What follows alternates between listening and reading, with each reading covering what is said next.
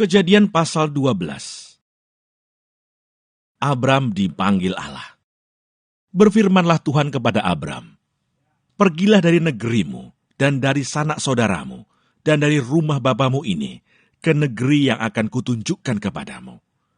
Aku akan membuat engkau menjadi bangsa yang besar dan memberkati engkau serta membuat namamu masyhur, dan engkau akan menjadi berkat. Aku akan memberkati orang-orang yang memberkati engkau dan mengutuk orang-orang yang mengutuk engkau. Dan olehmu semua kaum di muka bumi akan mendapat berkat." Lalu pergilah Abram seperti yang difirmankan Tuhan kepadanya. Dan Lot pun ikut bersama-sama dengan dia. Abram berumur 75 tahun ketika ia berangkat dari Haran.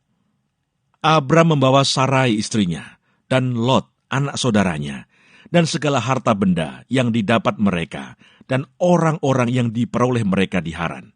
Mereka berangkat ke tanah Kanaan, lalu sampai di situ. Abram berjalan melalui negeri itu sampai ke suatu tempat dekat Sikem, yakni pohon tarbantin di More.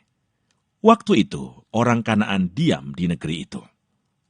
Ketika itu Tuhan menampakkan diri kepada Abraham dan berfirman, "Aku akan memberikan negeri ini kepada keturunanmu." Maka didirikannya di situ mezbah bagi Tuhan yang telah menampakkan diri kepadanya. Kemudian ia pindah dari situ ke pegunungan di sebelah timur Betel. Ia memasang kemahnya dengan Betel di sebelah barat dan Ai di sebelah timur. Lalu ia mendirikan di situ mezbah bagi Tuhan dan memanggil nama Tuhan. Sesudah itu Abram berangkat dan makin jauh ia berjalan ke tanah Negeb. Abram di Mesir. Ketika kelaparan timbul di negeri itu, pergilah Abram ke Mesir untuk tinggal di situ sebagai orang asing, sebab hebat kelaparan di negeri itu. Pada waktu ia akan masuk ke Mesir, berkatalah ia kepada Sarai istrinya, "Memang aku tahu bahwa engkau adalah seorang perempuan yang cantik parasnya.